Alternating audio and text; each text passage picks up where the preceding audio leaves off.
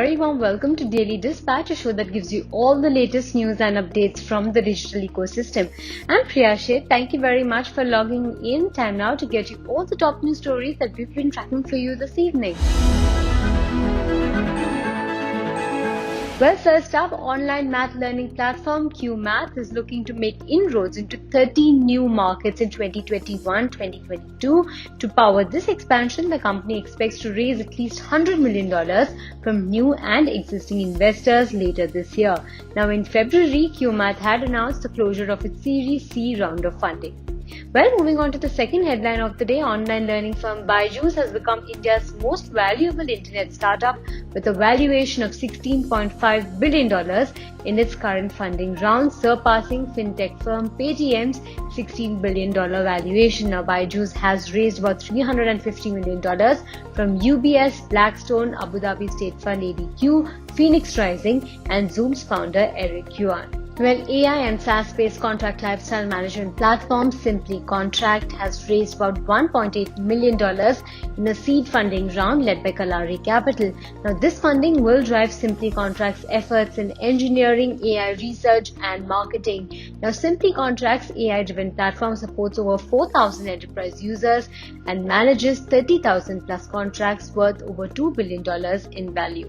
Well, moving on to the final headline of the day, reports suggest that Paytm is in exploratory talks with three payment gateway firms, BillDesk, PayU, and BSE listed Infibeam Avenues for a possible acquisition, merger, or picking up a substantial equity stake in these firms. Now, this comes at a time when Paytm is looking at raising about $3 billion from capital markets through an initial public offering. Well, moving on to our second segment, I have with me someone who's running a very interesting firm. It's a genome-based diagnostics firm. Thank you very much, Mr. Sam Santosh, for joining us today. I want to begin by asking you about this firm amid this pandemic. What has been the kind of response that you've received from, medical institutions with regards to genome-based testing?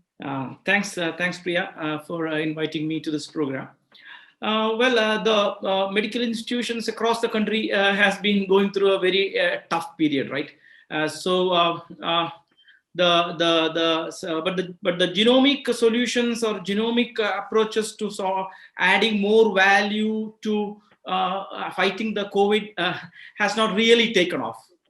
The focus, understandably, has been in giving immediate care. First of all, running enough diagnostic tests to find out who is infected and who is not, and then giving the treatment for those who are infected, and also the now rising tide of people who have recovered from COVID but obviously have other issues. So the genomics definitely will help all these three areas, but it has not really been the focus yet for the industry. In terms of the kind of advantages of genomic-based testing, I do understand that in terms of time required to do this kind of testing, it may require some more time than what a regular diagnostics test would really reveal. So in terms of the time, in terms of the kind of, the kind of quickness or the swiftness by which this testing is hitting the market, how soon do you expect India to sort of get to terms with this kind of testing or see sort of advantages in this kind of testing? No, per se, for finding whether a person is infected or not, a genomic test is not needed, first of all. I mean, you have very well established RT-PCR tests, and now which is a little expensive and maybe a little time consuming, like a day or so. And the more antigen based quick tests also coming up, which are not that maybe dependable as an RT-PCR test, but still can at least take away the non-infected people, So genomics will help in the next level, right? Not in finding whether a person is infected or not, but going more deeper into understanding, which strain is this, right? There are many strains out in the market. Now people are becoming more familiar with which variant, right? Which variant and which genetic variant. That is not the person's genome, but the virus genome. Looking at the virus genome and understanding which virus is spreading and why is this one maybe spreading more than the other one. So if a person is infected, it will be useful to find out which type of, which variant has he got or she got. That will be one approach where genomics will really help, not only for that particular patient, but also in understanding like the surveillance, to know across the country, which are the variants that are spreading faster, and understanding that part. Second part on the genomic side will be looking at the person's genome and seeing like, okay, are your genetic variants changing the way you are responding to the virus, right? We see that maybe about 4 to 5% of the people require hospitalization. Now, a detailed study needs to be done to see are the genetic variants which are driving the susceptibility. We definitely know that comorbidities drive susceptibility, but that is only one reason. We can often see many people who are otherwise very healthy, who do not have comorbidities, also becoming quite susceptible, right? Requiring hospitalization. And so if you know that in advance, and if you're able to find that, it will be of great value. So are you seeing a lot of people starting to sort of go in for this kind of testing? Also, I wanted to understand, sir, if you could highlight what are the different areas of therapy where genome-based testing is really taking off in India? Talking about the general industry, genetic testing is really growing very fast in a number of areas. The most important area will be in reproductive health, right? A pregnant mom. And that is actually picked up more now during the COVID, when you really can't go to a hospital for many other things. A genetic test will be very useful to see if there is something wrong with the baby, right? So there are very new tests called non-invasive prenatal testing, NIPT. So MedGenome was the first to introduce it in India a few years back. So this, you just need blood only from the mother. You don't need to prick the fetus or anything. Any invasive procedure is not needed. So that has really picked up even during the COVID time, when people are more hesitant to go to a hospital for an invasive test. Second area which is very important, and from a genetic point of view, is cancer. Obviously, cancer is a very genetic disease, and the genetic variants that have made you susceptible to the cancer are very important to know, to decide what treatment is best for you. There are some very clear approved medicines which are targeted to specific diseases, specific types of cancer. So, these are the areas that has been really growing. If you could highlight the way forward for MedGenome, because, at this point in time, not too many people are aware of these kind of tests that are happening. I think awareness is of prime importance right now amid the market, and even for the viewers who are listening to our show. If you could highlight the way forward for MedGenome, are there new kinds of areas that you all are looking at researching and testing in?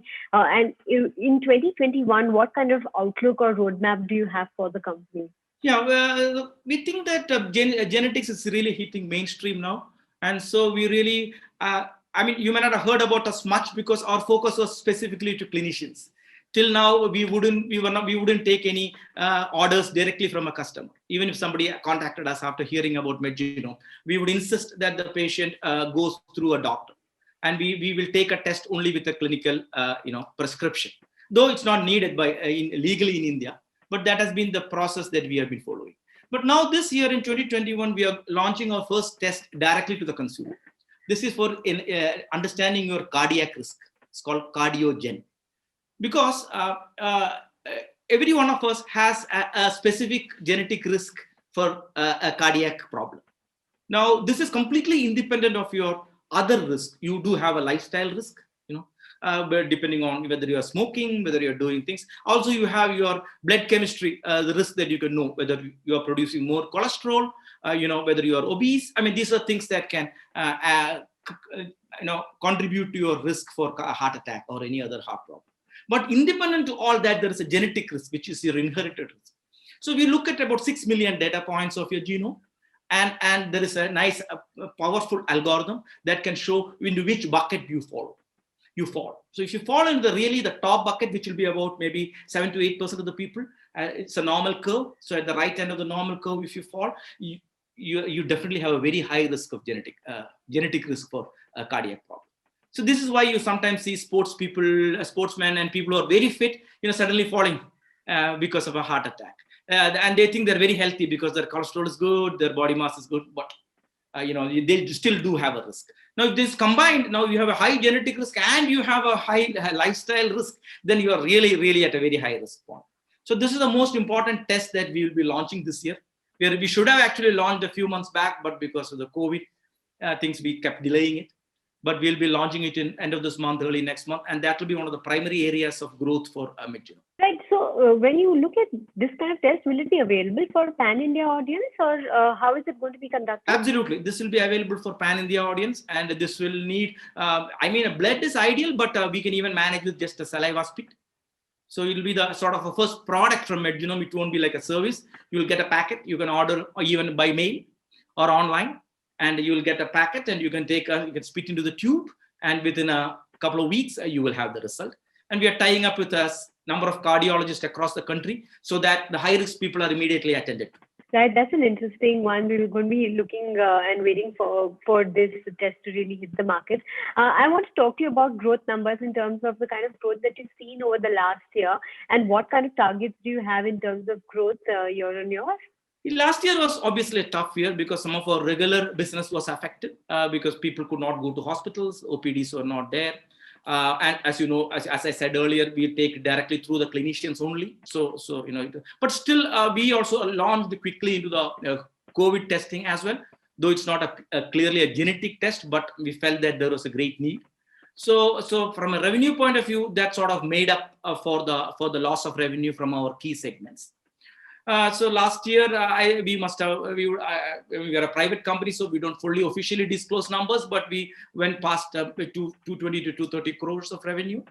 And this year, I think we should hit somewhere between 280 to 300 crores. That's interesting. You also have some illustrious investors who are on board in terms of fundraise. You have Leapfrog as well, who's invested in your company, and there are some reports suggesting that you may go in for another fundraise. So what is the kind of strategy out there on the fundraise front? Yeah, we are maybe the genetic company in India which has raised the maximum amount of money, but it was mainly for really setting up the infrastructure. Genetic testing infrastructure is very expensive, and you need a lot of tools in addition to support it, like bioinformatics tools. So we have over 100 bioinformatics and software engineers, building up the tools which are needed for running the machines and analyzing the data.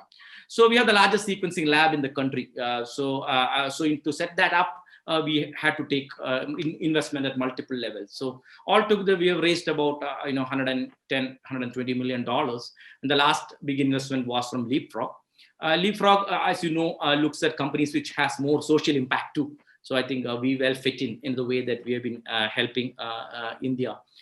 So we do have, and we are not really burning money because the business is also growing well. But the investment is mainly now to look at some inorganic growth as well.